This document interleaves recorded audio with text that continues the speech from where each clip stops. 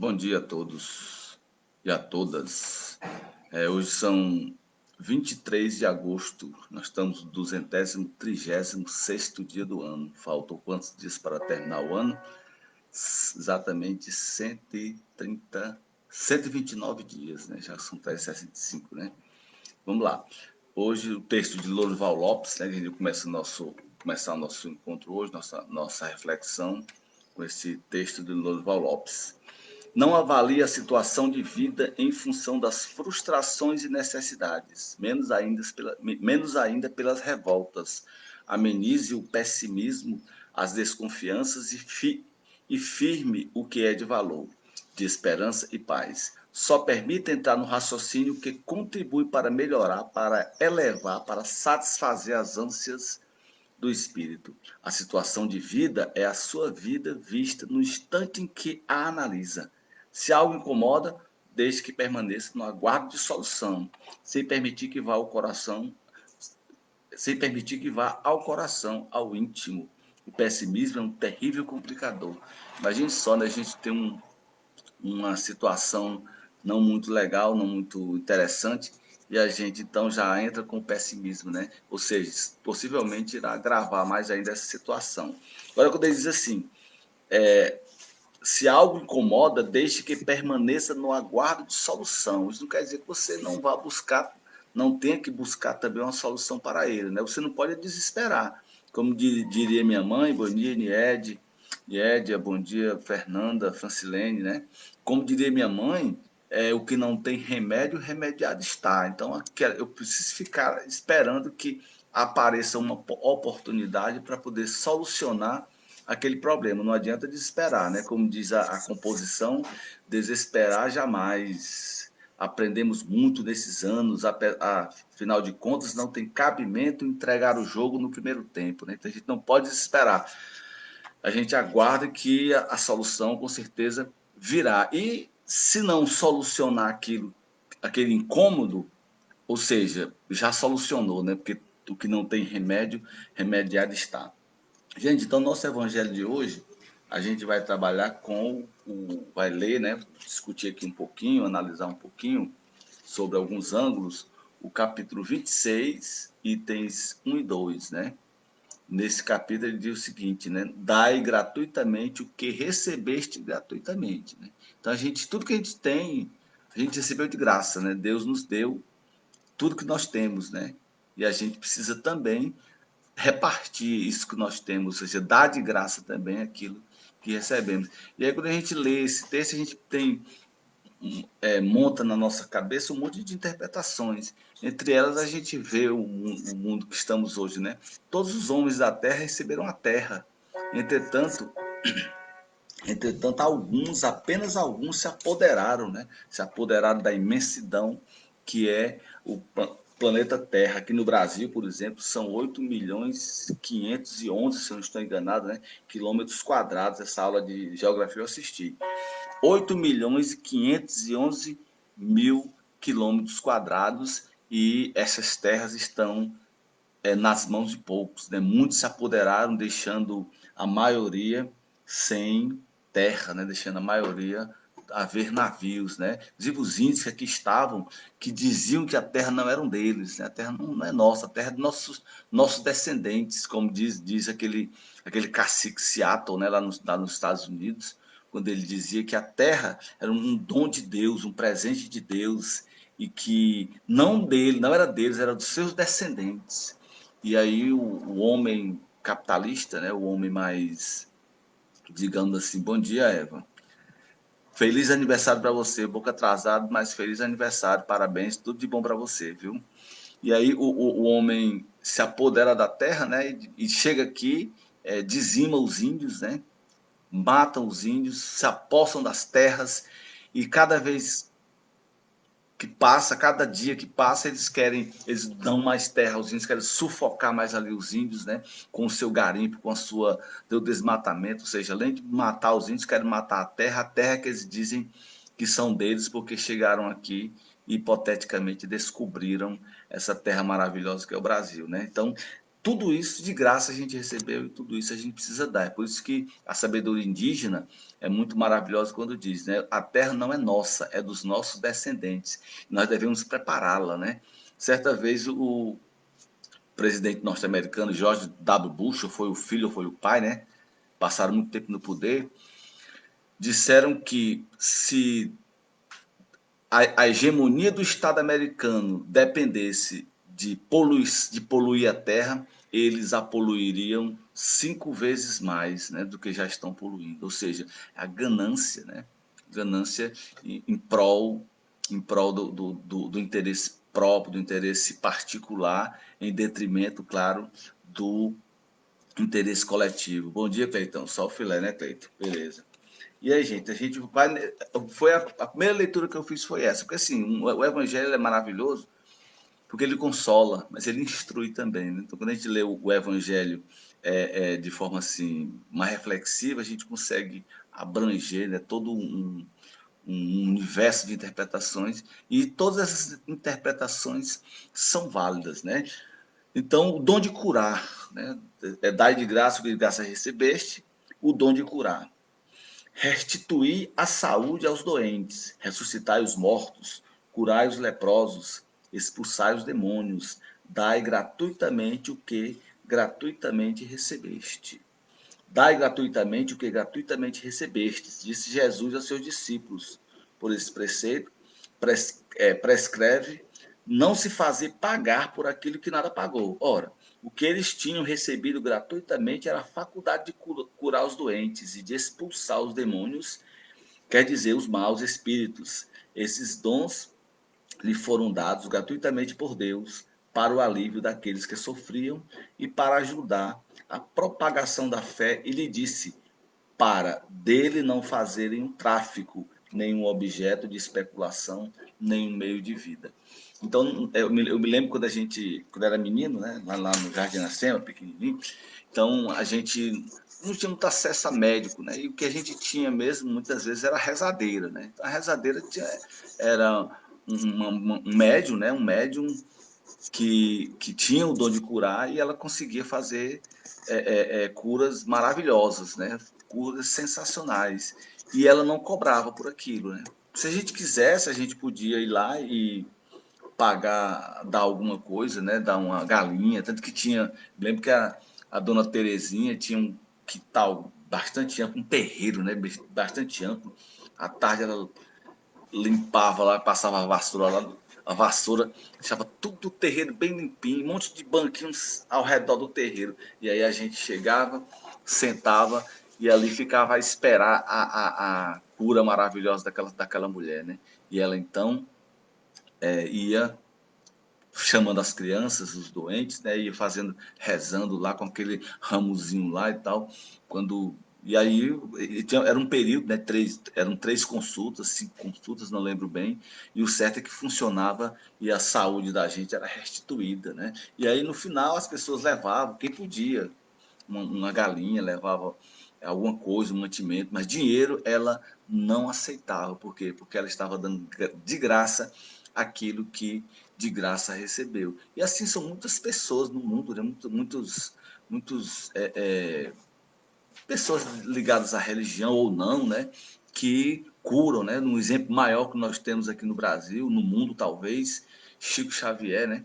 Quantas coisas maravilhosas Chico não fez, né, cara? Apenas colocando suas mãos sobre as pessoas, né?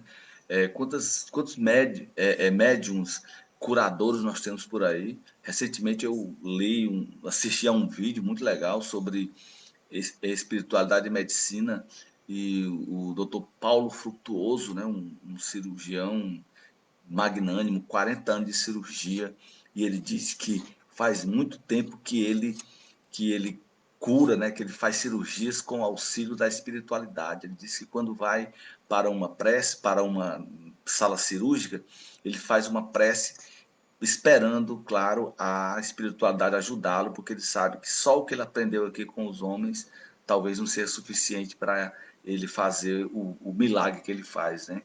E aí, às vezes, ele esquece, né? Tá tão atabalhoado que esquece. E os seus auxiliares param e dizem: Doutor Paulo, está esquecendo nada, aí ele vai e faz a prece. Depois disso ele percebe a presença da espiritualidade ajudando, né, ali naquele trabalho maravilhoso, naquele trabalho esplêndido que ele faz a miúde, né? 40 anos fazendo a mesma coisa. E ele escreveu então um livro, um deles é chamado Medicina e Espiritualidade, em que ele mostra como a espiritualidade ajuda muito, ajuda bastante ali naquelas curas maravilhosas que eles conseguem realizar, né? Eles que muitas vezes perdem, né?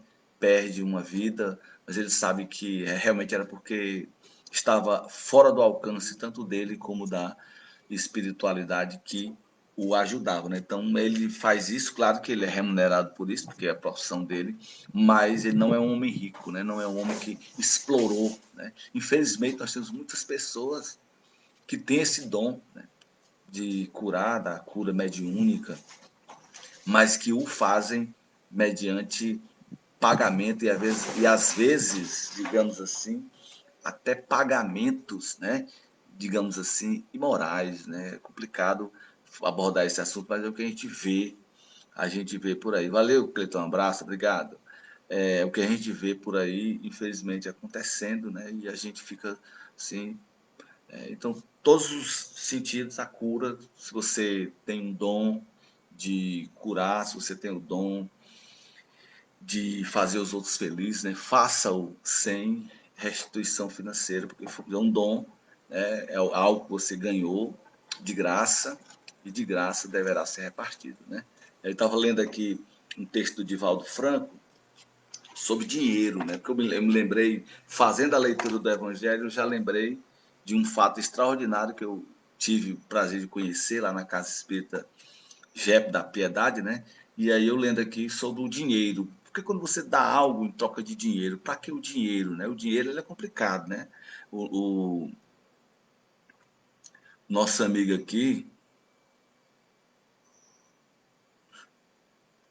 olha aí, coisa maravilhosa, né? A Verônica aqui está dizendo que é testemunho de uma cura, independência, né? E a gente, as curas, elas se propagam por aí, se difundem mesmo, né? E a gente que quer dizer que foi o acaso, né? A gente vê constantemente as pessoas dizendo, ah, o acaso. Não, não existe o acaso. Tudo que acontece conosco, a gente está passando, tudo que a gente vê, tudo isso não é obra do acaso, porque o acaso não existe. Achar que o acaso existe é imaginar que o mundo, né, que o universo foi criado pelo acaso, né, e não foi criado pelo acaso, né? A gente sabe que tudo isso tem a mão de Deus, né? Sensacional. E esse texto do Divaldo diz o seguinte: o dinheiro. De fato, o dinheiro constitui pesada responsabilidade para o seu possuidor. Não compra felicidade e muitas vezes torna-se responsável por incontáveis desditas. Apesar disso, a sua ausência quase sempre se transforma em fator de desequilíbrio e miséria com que se atormentam multidões em desvario. O dinheiro em si mesmo não tem culpa, não é bom nem é mal. Ele vai dissertar mais, mas eu queria é, frisar esse aspecto, né? Olha só, o dinheiro em si ele não é bom e nem é mal. Bom ou mal é o uso que a gente faz dele, ou para o bem ou para o mal. Aí me lembra de um cidadão lá no JEP, que tive o prazer de conhecer, não vou revelar o nome dele aqui, mas ele, um indivíduo muito rico, né, um indivíduo que teve muito dinheiro, e ele dizia assim, que nunca procurou o dinheiro. A família dele já era abastada quando ele nasceu e tudo, e ele tinha assim, o prazer de ver a riqueza dele, né, florescer, porque onde ele chegava, ele gerava emprego, ele gerava renda, ele gerava alegria. Ele chegou numa cidade em Goiás, a cidade quase despovoada, e ele então colocou lá uma empresa de beneficiamento de algodão. 10 anos depois havia 12 empresas de beneficiamento de algodão, 12 fábricas funcionando a todo vapor, né? Tá? E ele ficava muito feliz com aquilo, né? E quando ele chegou a certa idade, ele disse, pronto, agora eu já fiz a minha parte, né? Já produzi riqueza e já distribuí riqueza também, né? Porque o homem que consciente, ele produz riqueza, ele produz trabalho, porque isso aí faz parte da sociedade, né? Mas ele também tem o dom de dividir. Então ele chegou a determinado momento da vida dele, que ele disse, agora eu vou repartir agora, repartir com a família aquilo que não é meu, né? Que eu recebi de graça. Então repartiu com a família todinha, com os parentes, uma boa parte doou para as entidades beneficentes, como ainda hoje o faz, né, com o pouco que tem, e ficou com uma quantia em dinheiro, não sei se foram 2 milhões de reais, para até ele morrer. Né? Ele achava que ia morrer com.